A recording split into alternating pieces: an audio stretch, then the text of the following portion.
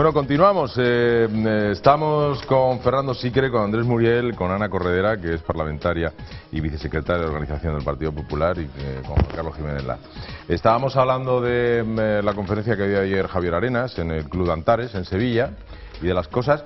Y yo me quedaba con la frase que decías tú, de aplicar el sentido común. Para eso no hay que saber cómo están las cuentas, que son muy importantes desde luego, pero para aplicar el sentido común, como tú decías, Ana, eso se puede aplicar, ¿no? Y adelgazar un poco la administración, ¿no? En general. Pero me vais a permitir, vamos a seguir hablando de ese tema, pero me vais a permitir porque ayer hablábamos de un mensaje en Twitter que nos enviaba Ángeles Ramírez y que nos hablaba de Invercaria y del porcentaje de empresas que no superaba el 15%. Sí, ella lo que nos contaba en su primer Twitter era el gran nivel de éxito que tenía la sociedad de capital riesgo andaluza Invercaria con respecto que hay que recordar, a otra. para el que no lo sepa, que esta empresa es de la Junta de Andalucía, una empresa pública de la Junta de Andalucía que se le dedica a como sociedad de capital riesgo, y por tanto eso quiere decir que apuesta en proyectos de alto riesgo. Que yo siempre me he preguntado qué pinta la empresa pública, el sector público en sociedades de alto riesgo. ¿Qué pinta nuestro dinero jugándoselo ahí en...? La verdad es que teniendo en cuenta que incluso para otras cosas de poco riesgo también se pierde el dinero, o sea que al final se pierden todos. Pues hubo una llamada ayer de alguien que decía que Ángeles, pues que era la responsable de comunicación de Invercaria y que era también del Partido Socialista Obrero Español. Y hoy, pues me pasa a mi equipo de redes, pues que responde Ángeles Ramírez y nos dice a Andalucía Debate, dice: responsable de comunicación, sí, no hace falta que llame nadie, lo pone en mi perfil, miembro del PSOE, y pone preguntándoselo, ¿no? No sé qué quiere decir, que no será miembro del Partido Socialista Obrero Español. Supongo, no sé, pero vamos, de todas maneras, no creo yo que nuestro equipo de redes se dedique a mirar los perfiles de todo el mundo. No, eso me parece un poco... Oye, lo que sí me gusta es esto, una demostración de que tú andas mareando los papeles todo el tiempo, pero no pierdes los papeles. No pierdo. Lo que yo decía, y puedo hacer mis cosas y no se me caen, señoras y las señores. Cosas. Soy muy habilidoso. No, ¿sabes lo que demuestra esto? Que nos siguen, eso me gusta. Sí. Me gusta. Ángeles, un saludo. Yo no sé, bueno, pone miembro del PSOE, del Partido Socialista. Yo ayer dije una cosa, que no puede ser miembro de cualquier partido político, siempre que sea legal, ¿no? Sergio nos dice, Andalucía, sí, ahora saben cómo arreglar lo que dilapidaron. No el PSOE, bueno amigos, así están las cosas. Rajoy puede y lo acompaño. Gracias. Mercedes España nos dice, efectivamente, como se dice en Andalucía Debate, lo que percibe un trabajador no tiene nada que ver con lo que le cuesta a la empresa. Porque ahí estábamos hablando justamente de la reforma laboral. Bueno, hay todo tipo de felicitaciones y hablan sobre todo de la reforma laboral. Estamos hablando justamente de los planes de Javier Arenas, en el caso de que el 25 de marzo se produzca el cambio. Ayer se da en Antares y tú hablabas del gobierno, ¿no? Que él sobre todo puso ayer un acento importante, lo que has leído, porque Ana sí asistió, pero tú lo has leído. Sí, yo terminaba anteriormente hablando de una de las apuestas que hace sobre el buen gobierno, efectivamente, ¿no? Es que además él lo decía también así, sobre el buen gobierno, lo cual es excelente y es necesario, porque desde luego lo que hemos tenido hasta este momento no era precisamente buen gobierno. Y comentaba uno de los casos que él señalaba, que era el tema de la reforma de Hacienda, en términos de que los funcionarios puedan controlar el gasto público, cosa que evitaría, desde luego, toda esta desgracia de la que estamos hablando constantemente, que han hecho en Andalucía a lo largo de estos 30 años. Sí, el planteó control, le dijo que no se daría ningún dinero sin un control de un funcionario. Ni un euro, además, yo le he visto hacer este gesto. Sin el control además, de un funcionario, o sea, un funcionario. Debería haber funcionado así desde la noche de los tiempos. Y avanzó otra cosa más, los directores generales, los secretarios técnicos serán funcionarios. Es decir, no serán políticos o afines contratados a dedo, serán funcionarios que ejercerán esa responsabilidad. Es otra forma de reducir la administración, como hablábamos antes. Tirar del personal de la casa, que es quien mejor lo conoce. Profesionalizar, dijo él, la gestión, ¿no? Despolitizar. Y dijo otra cosa que yo creo que hay mucha gente a la que le interesa. Dijo, derogar el decretazo de los funcionarios. 20.000 personas ahí, todos sabemos cómo ha sido. Ahí está Safa, que lo ha llevado a los tribunales. Ahí yo creo que los tribunales están respondiendo, lo han ganado, y el compromiso del Partido Popular ha sido firme. Se va a derogar ese decretazo.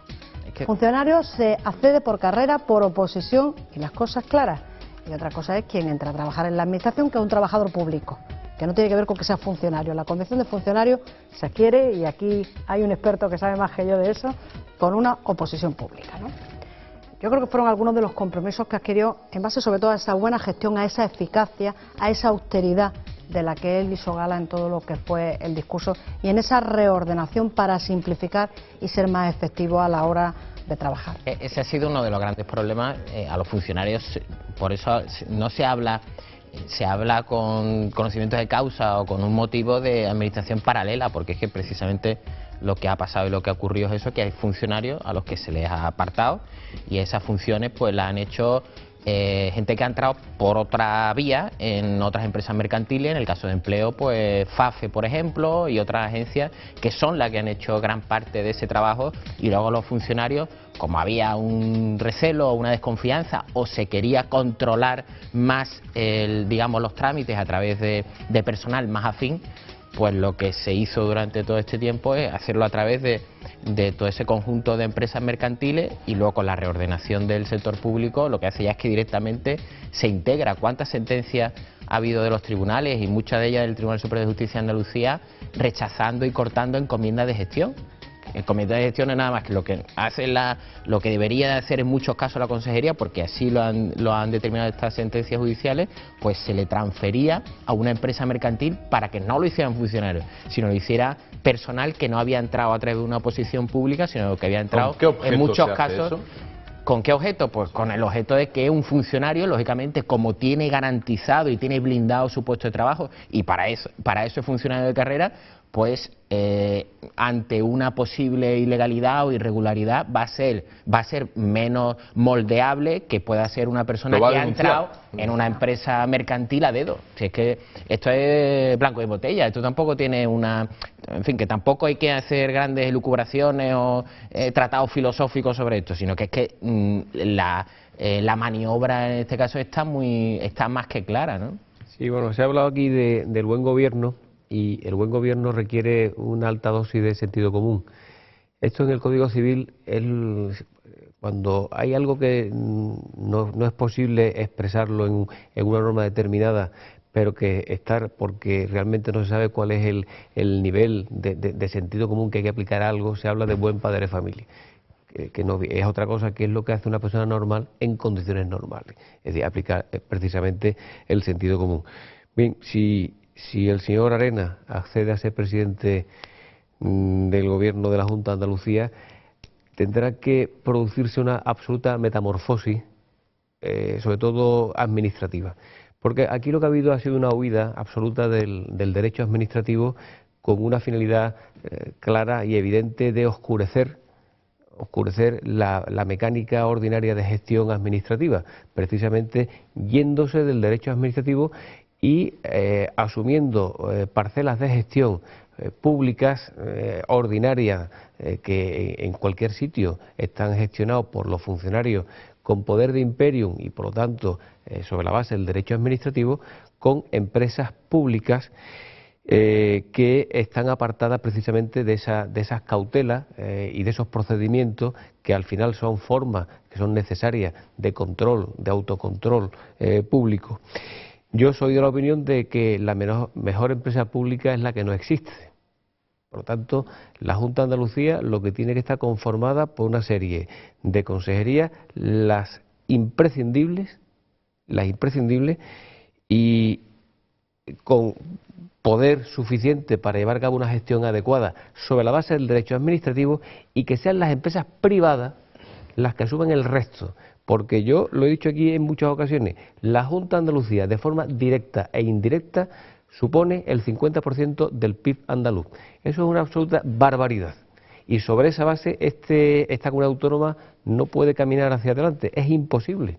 Por lo tanto, además, yo espero que efectivamente, que si el señor Arenas gana las elecciones, no solamente derogue de forma radical ese decreto, sino que además adecúe la administración a sus auténticas necesidades. Y para eso la reforma laboral establece los mecanismos oportunos para establecer esa necesidad de función entre las necesidades reales y los efectivos personales necesarios. Javier Arena, de hecho, habla de reducir las consejerías entre 10 y 11. Habla también de algo que se nos está escapando mucho, pero que también es muy importante, la segunda descentralización. Es decir, porque esto también es muy significativo, porque otra de las cosas que se ha caracterizado estos 30 años de gobierno socialista en la Junta de Andalucía, ha sido de la constante centralización en Sevilla.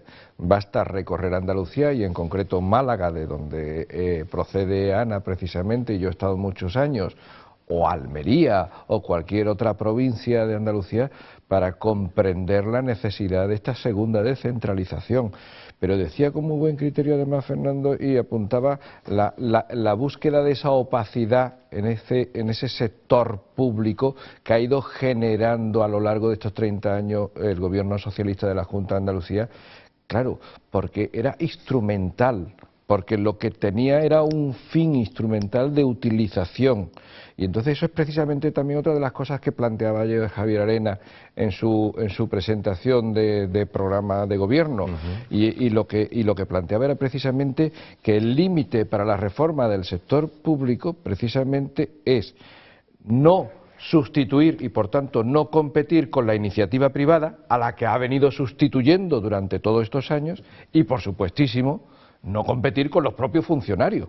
Si no va a crear usted, como ha venido a ser de hecho, una administración paralela, que es lo que se ha generado, 25.000 empleados en una administración paralela, porque así le ha interesado al gobierno socialista de la Junta de Andalucía para sus fines, que no eran los fines de Andalucía. Juan Carlos. Yo creo que había dos fines, aparte del instrumental al que habéis hecho alusión, también estaba el del enchufismo.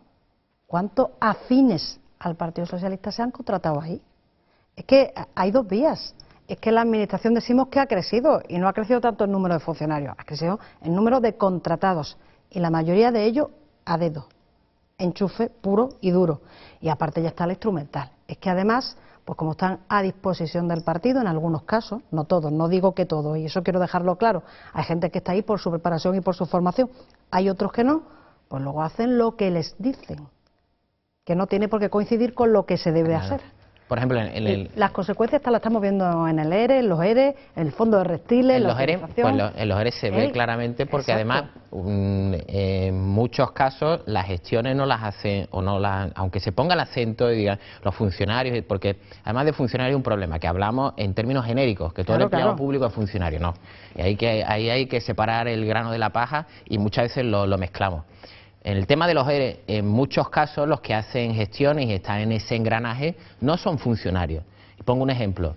Ramón Díaz Alcaraz, parlamentario del Partido Socialista, además en la lupa tanto de la juez Alaya como de la Fiscalía Anticorrupción, Ramón Díaz Alcaraz estaba contratado y de externo por FAFE, que era una empresa mercantil de la Consejería de Empleo. Y hay multitud de gestiones, no hay nada más que echarle un vistazo a la información que tiene y que está saliendo para darse cuenta de la importancia que tenía y el papel tan relevante en las gestiones que se estaban haciendo, tanto en la tramitación de ayudas para empresas como en la otorgación y en la negociación de expedientes de regulación de empleo. Y era una persona externa, no era una persona funcionaria. Y como muchísimos otros casos. Bueno, vamos a ir avanzando, vamos a pedir a Almudena que nos hable del siguiente tema. Y a medida que pasa el tiempo se conocen más impagos por parte de la Junta de Andalucía. Ahora es la Universidad de Cádiz y la de Huelva la que se ven en serios apuros para pagar sus nóminas. También los discapacitados, a través de los centros especial de empleo, están sufriendo los impagos por parte de la Junta de Andalucía. El mal estado de las cuentas andaluzas se incrementa a medida que pasan los días y se conocen más impagos y afectados por parte de la Junta de Andalucía. La Universidad de Cádiz solo tiene dinero para pagar las nóminas a sus empleados. La deuda es de casi 43 millones de euros que mantiene la Administración autonómica y hace imposible cualquier tipo de gasto extra. La Consejería de Economía, Innovación y Ciencia asegura que los pagos a la Universidad Gaditana se están ejecutando con normalidad, al igual que se ha hecho en años anteriores y al igual que está haciendo con el resto de universidades. La de Huelva, por su parte, ha tenido problemas para pagar las últimas nóminas a sus 800 empleados, entre profesores y resto de personal. La deuda de la Junta con esta institución se eleva a 20 millones de euros. También miles de discapacitados ven en peligro sus centros de integración laboral y los programas de la Ley de Dependencia que el gobierno andaluz suele esgrimir como exponente de su política social. Unas políticas que se encuentran bloqueadas en muchos casos por la falta de pagos a las empresas que lo gestionan. Ana, vamos a abusar de ti, ya que estás. Yo estoy encantada. O sea que intervengas en primer lugar. Bueno, pues lo estábamos comentando, ¿no? Es que es escandaloso cómo nos mienten en lo que se debe. La deuda, yo no sé si algún día vamos a conocer la deuda real. Creo que hasta que no entremos dentro, si nos dan la oportunidad a los andaluces, no. La consejera de Sanidad, por ejemplo, solo reconoce una deuda de 550 millones de euros. Y tenemos estos días a los propios proveedores de la sanidad pública diciendo a Farmaindustria que a los laboratorios farmacéuticos, por lo que es farmacia hospitalaria, le deben 1.523 millones de euros y le están pagando a 745 días. Pero es que tenemos a los suministradores de tecnología sanitaria que dicen que le deben 1.284 millones de euros. Suma, ya van casi 3.000. De 550 a 3.000, ahí nos están mintiendo. Pero no solo eso, es que lo hemos visto. A las universidades no se les paga. Es que investigación se va a tener que paralizar y determinada infraestructura porque no se les paga. Es que en Cádiz se decía, la Universidad de Cádiz solo tiene para pagar la nómina, pero es que la de Huelva está teniendo problemas hasta para poder pagar las nóminas. Y la semana pasada denunciábamos, Esperanza Oña y yo, que además vi que luego lo tratasteis en el programa, cómo se le debe 15 millones de euros a los centros ocupacionales, a los centros de empleo para personas con discapacidad. Es que ahora mismo hay 400 centros que pueden tener que cerrar sus puertas porque no les paga la Junta de Andalucía un dinero comprometido presupuestariamente y que supone que 2.000 personas puedan acabar en la calle. Personas que además tienen muchas dificultades para acceder. Este tipo de personas necesitan más cuidados que cualquiera de nosotros. O sea que nos están engañando y mintiendo continuamente con la deuda. Por eso dan cifras tan dispares, por eso un día hablan de 14.000 millones de deuda y otro día de 17.000. Por eso varía el déficit, porque un día hablan del 1,4 el presidente y el día siguiente la consejera dice que es el 3. Pero al final tendrán que reconocer cuál es la deuda real. Tendremos que saberla, porque es la única manera de poder afrontar, como decíamos antes, un pago a proveedores, que es importantísimo, pero también qué infraestructuras, qué inversiones podemos acercar al futuro.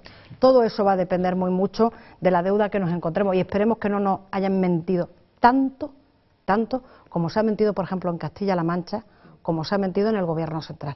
Yo estaba el lunes, perdonad que me extienda un momentito, con el consejero de Sanidad de Castilla-La Mancha y me decía, Ana, en mayo nos encontramos, cuando gobernamos, que se había ejecutado el 87% del presupuesto. Solo teníamos para pagar las nóminas de funcionarios, ni siquiera de los empleados que no eran funcionarios, no teníamos para comprar ni gasas y además se le debía entre 3 y 6 meses a las farmacéuticas.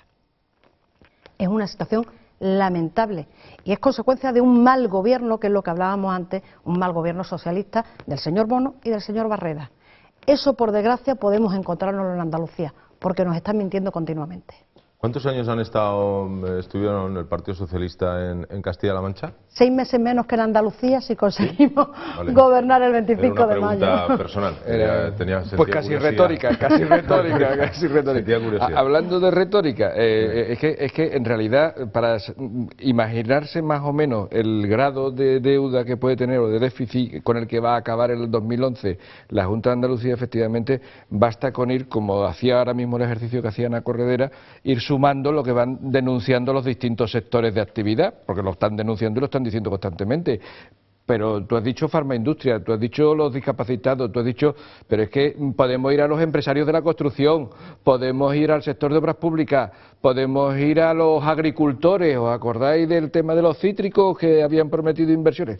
Es que son todos los sectores, absolutamente todos los sectores. Entonces basta con ponerse a ver lo que denuncian cada uno e ir sumando. Son unos picos, ¿no? Claro, lo que pasa es que a lo mejor es que en la Junta de Andalucía no saben sumar, saben restar. Y entonces por eso no les salen las cuentas. Entonces, claro, restan y van en otro orden. Aunque habrá que restarles mucho, desde luego, si efectivamente en un futuro, pues efectivamente ya dejan de gobernar. Habrá que restarles mucho, excepto en algunas cosas, que por cierto también ellos las están tocando, como son políticas sociales, como es educación y como es sanidad.